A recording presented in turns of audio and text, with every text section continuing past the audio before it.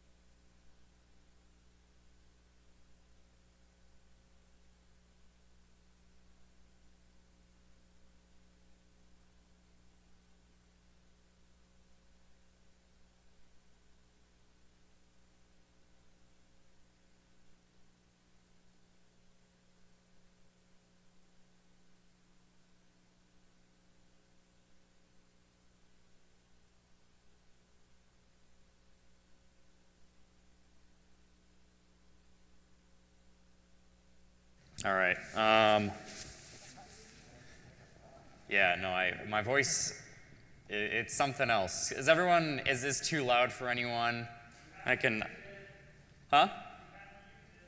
All right, well, apparently I have to use this. Anyway, before we start, I am exhausted, and I'm sure a lot of you are really tired, so let's just take a second.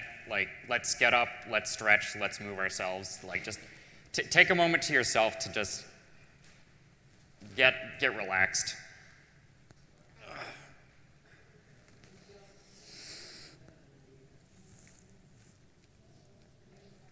Oh, man.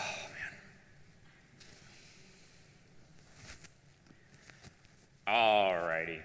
Cool. So this is the How Do You Be a Saint talk that I'm going to give, and it's going to be going over basically how do people become a saint beforehand. We're going to be going over a few examples that'll hopefully humanize the saints. This is the whole kind of big, I don't know, message on what I'm hoping you guys to get out. So how do you be a saint? Well, just do it, bruh. Come on, it's not that hard. Just don't sin. Seriously though, that's what you have to do.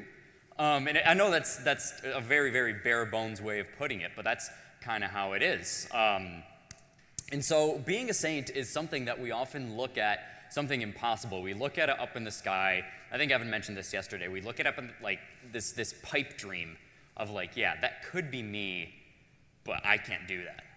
And we see this everywhere. We see this in the culture. In fact, does anyone here know who Jim Gaffigan is? Raise your hand if you know Jim Gaffigan. He's a comedian. He was raised Catholic, and he is Catholic, and he has a whole bit on one of his comedy routines where he talks about, I'm not a saint. He's like, Mother Teresa's a saint, but I'm no saint. I can't do that. Are you kidding me? Our own people who practice our faith don't even believe it, which is something I think is so sad because it's something so important. It's a total lie that you can't be a saint. It's something attainable for every single one of us, including myself. And this is super, super important.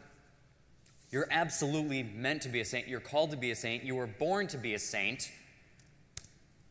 Because a saint is somebody who is in heaven. How many of you want to go to heaven?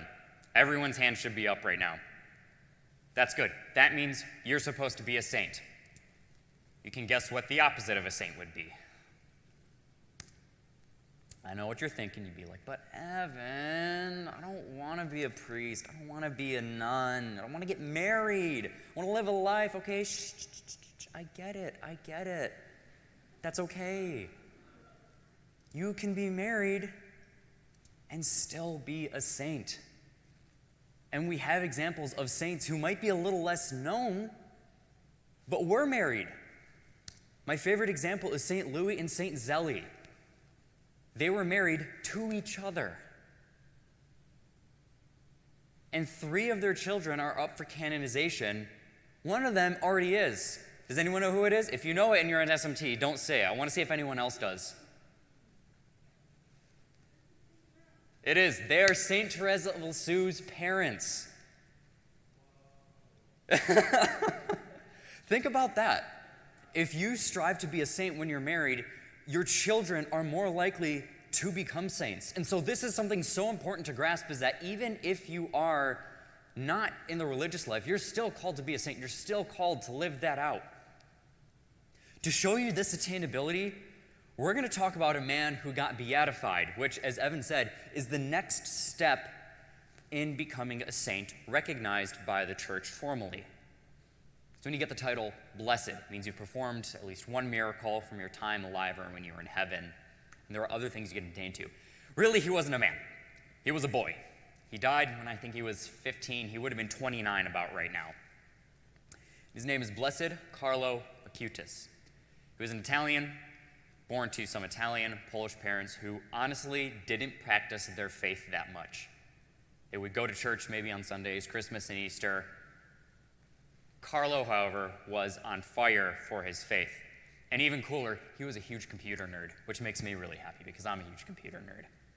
He liked playing video games. He played Pokemon. He had a PlayStation, a PS2, in fact. He made an entire website, which we're going to get to in a second. He liked playing soccer. He was your average guy in high school who liked pretty much things that we like in the 21st century. But other parts of his life we can look at that show why he attained sainthood.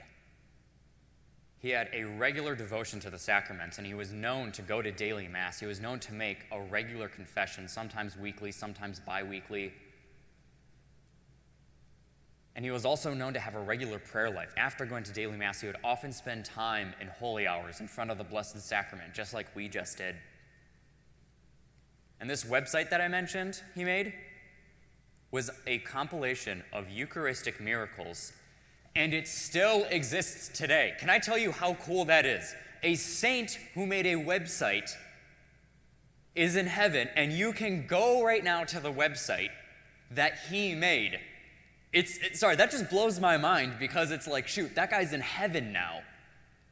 And we have something in the 21st century, something only tangible in the 21st century still with us. The most important thing about his life, though, he radically loved Jesus. He was radically open to God's will for him. This quote right here I absolutely love: to always be close to Jesus, that is my life's plan. And that's actually his photo. That's him. He was a normal guy just like you and me. If you told me that was your cousin from, I don't know, like Iowa, I would 100% believe you. He looks normal. He became a saint. It means you can become a saint. And your cousin from Iowa. We can all be saints. You might be thinking on top of this, like, yeah, that's cool. He was probably like 1 in a million, like, normal people who become saints. What are you talking about, Evan? Most of these people were mystics who were just these weird, like, superhuman kind of people. And I would say, yeah, that's a fair point. But that's because with a lot of old saints, we don't have too many records on what their personalities were like. We kind of got to pick it up from things that they wrote, things that they said. And I want to go over a few of these right now. First, I want to talk about St. Catherine of Siena. Who knows who St. Catherine of Siena is? Awesome, a lot of you. She had the most wicked, sassy attitude you've probably ever seen. And you can see this in the letter she wrote to the Pope when she was trying to get him to move from Avignon in France back to Rome. And you can see it in the dialogues that she had when Jesus would appear to her. She would give sass and things like that. That was something regular. St. John Paul II, or Pope St. John Paul II, was an outdoorsy guy. He liked sports. He would use that for leisure, and he liked skiing. When he was a cardinal, he was asked by someone, and they said, "Cardinal, is it a sin for a cardinal to ski?" And at the time, Cardinal Wojtyła, who later became Pope St. John Paul II, said, "No, but it's a sin for a cardinal to ski badly." He had a sense of humor, too. Blessed Pier Giorgio Frassati. This is a big name among a lot of Catholic men. He climbed mountains with his friends on his free time, and he smoked a pipe. He would play practical jokes on his friends. He also would spend regular time in holy hours, receiving the Blessed Sacrament in the Eucharist. And he was a student, just like us. And then I want to bring up a lesser known, maybe not lesser known, but lesser known than JP2, another pope, Pope St. John the 23rd, had apparently just a great sense of humor with most things. Another quote from a pope, when he was asked how many people work at the Vatican, he pondered and said, "About half." Puts things in perspective, I guess. Why am I bringing up all these different saints? Long ago, right now, why am I bringing up everyone? They're human. They're not these demigod people. They're not these supernatural, like, superheroes. They're human beings just like you and just like me. They had lives. They had things they enjoyed. They had things they didn't like. I mean, St. Therese of Lisieux would fall asleep during holy hour. They got tired. They got hungry. They got sick. And that means things that they achieved to love God is something that you can achieve. Everyone, married, single, religious, young, old, is called to be a saint.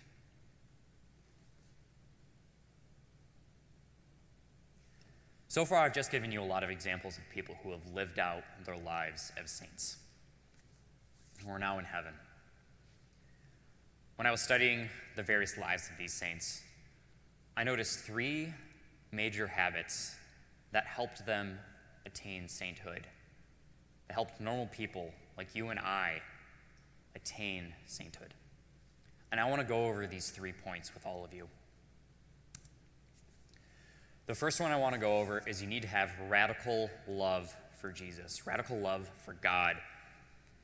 And while this is the most important part of becoming a saint, it's the most hard to live out.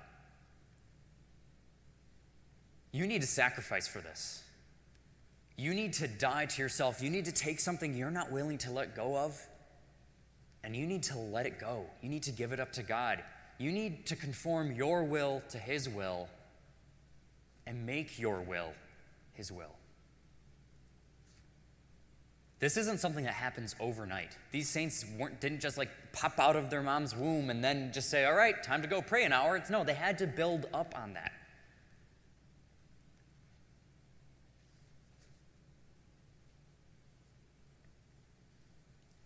So how do you bring this into your life? The first thing is you have to desire to be a saint, and you have to desire to radically love Jesus. St. Thomas Aquinas was known to say this. When asked, how do you be a saint? He said, you will it. Evan talked about this yesterday in his talk as well. You have to want to be a saint. To be a saint. You have to have that desire in your heart. To radically love Jesus, you have to pray regularly.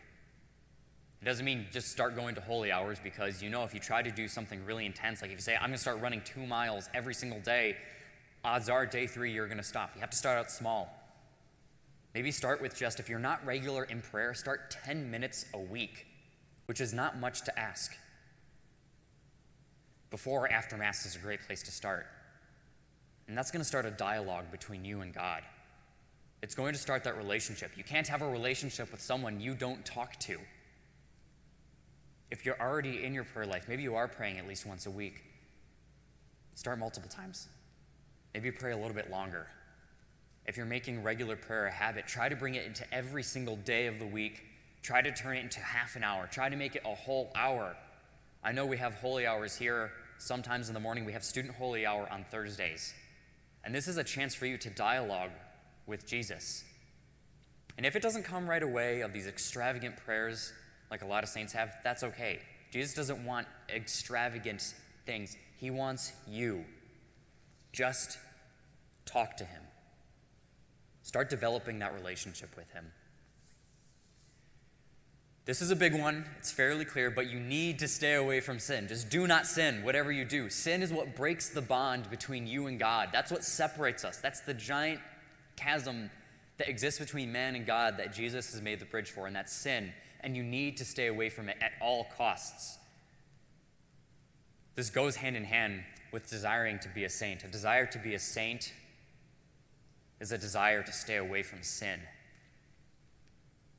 And last but not least, you need, well, not last because we still have 2 other points, but you need to live in community with other Christians. As it says in the scripture, iron sharpens iron. Iron sharpens iron. That means if you're around people who also believe what you believe and are striving to be saints, you're going to encourage them. You're going to give them you're going to be a model for them to live their faith out of, and they're going to be a model for you. Together, like this, it says like saints travel in packs. A few saints that come to my mind right now are Saint Ignatius of Loyola, Saint Francis Xavier, and Saint Peter Claver. They were all roommates when they were in college. All of them are saints now. Living in community is so important.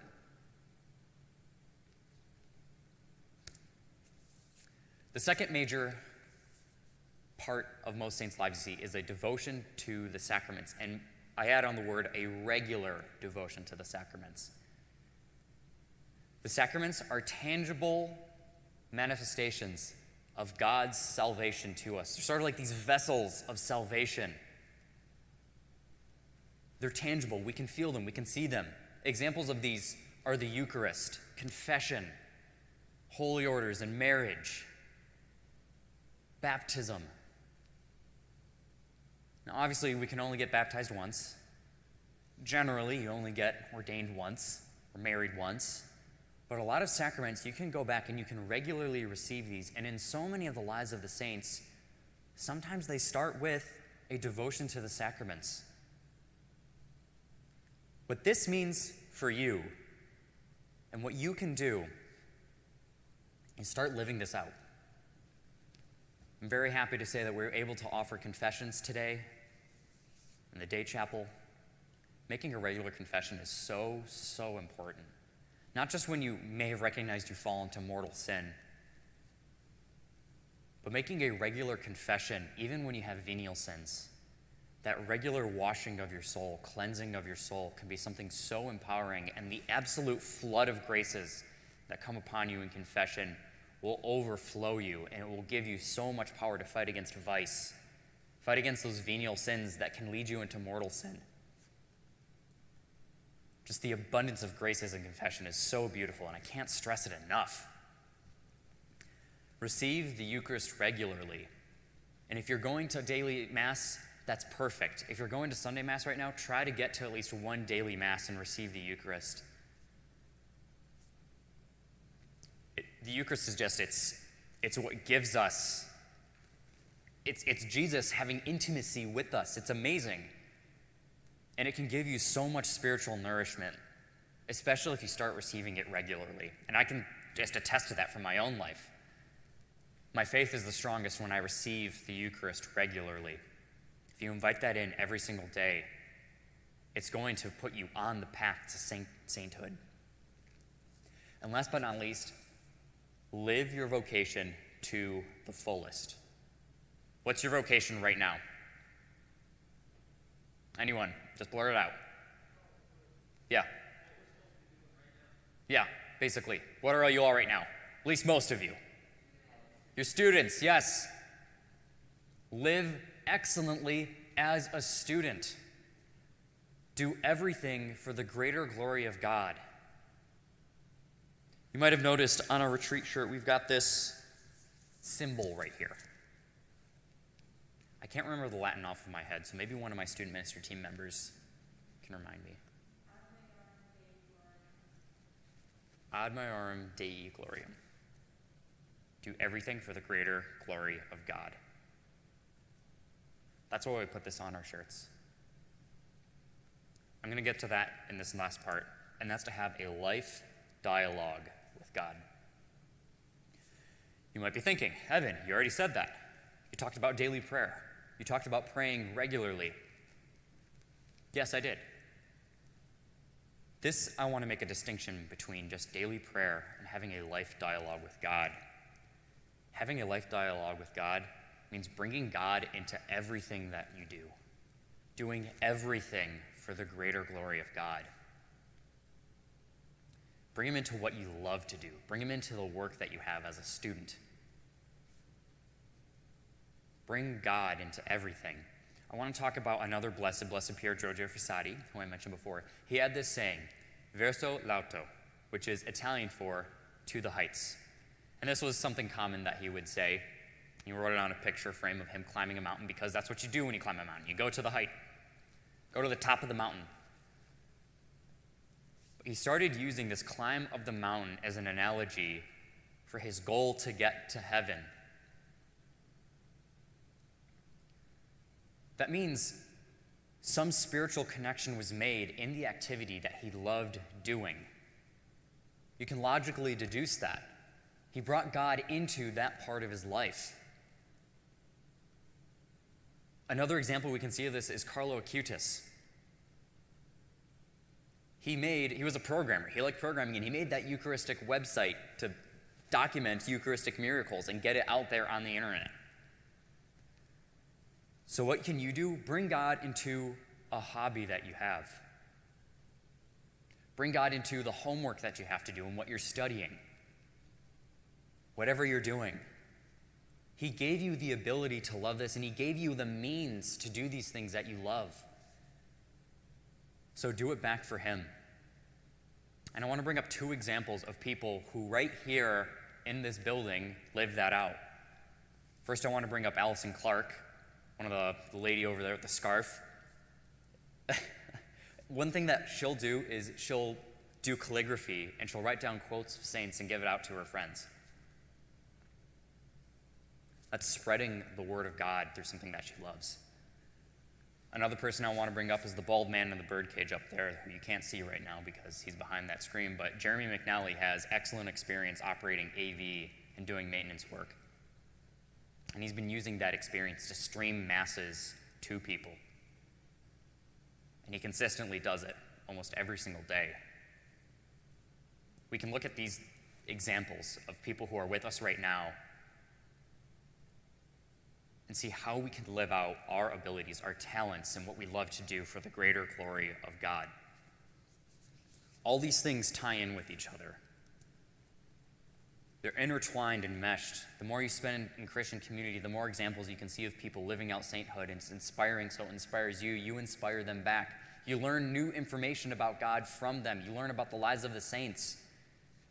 All of these things are tied together in this big life that we call our lives that eventually lead to sainthood. And it's amazing. I can't stress this enough. This is how you live your life out to the absolute fullest. So please, please, please become a saint. Because why else would you live your life for anything else other than to live it to the fullest and get to heaven? So in the time coming up, what I want you to do in the moment of whether you're in a small group or if you're going to spend the time in prayer, if you're going to be in the Blessed Sacrament Chapel, or even if you just want to take a break, I want you to ponder what you can do to strive for sainthood. Something we're going to be going over later is we're going to be talking about patron saints and saints who can pray for you. Before we do that, I want you to consider the life of a saint. And I want you to take inspiration from them. It can either be your confirmation saint, it can be one of the saints that we've already talked about. I know it's been a lot of them, but there are a lot of them, which is really amazing. I want you to consider that life of the saint. I want to see how you can take inspiration of them. I want you to see the commonalities you have between that saint and yourself. And if you can't think of any because you're like, I don't know, that's okay. Maybe take some time outside of the retreat to look up the lives of one of these saints because they have some really amazing stories. I want you to ponder these three qualities of saints: radically loving Jesus, regular devotion to the sacraments, and having a life dialogue with God, and how you can bring that into your life. Whether that means I'm going to pray a little bit often, I'm going to make a plan right now on how I'm going to do that, or I'm going to do what I love to do for the greater glory of God in this way. If you love to draw, I'm going to do religious artwork or something like that. I'm going to write poems about God. See if you can regularly receive the sacraments. I highly, highly encourage to at least come to one daily Mass a week. We have it here at 5:15. If you can't come here, they have it at St. Augustine's at 12:10. If you can't go there, if you really want to get up in the morning, they have it at 8 a.m. in the morning over at St. Monica's. I highly, highly I just wish I could just put the desire in your heart. But again, that desire comes from your radical love for Jesus. So I just encourage you to start praying regularly and start having that dialogue with him. Most of all, just love God.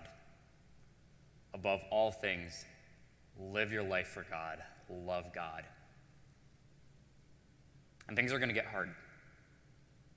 Later on in Grace's talk, she's going to talk about some of the struggles saints have had throughout their lives. But they stuck through it and they still loved God. I hope that will encourage you to continue to stick it out and continue to love God. So right now, think about these things that you can bring into your life. Think about the lives of the saints before you who have lived this out, and how you can start living things out to become a saint. Do you guys have any questions? Awesome. Thank you very much.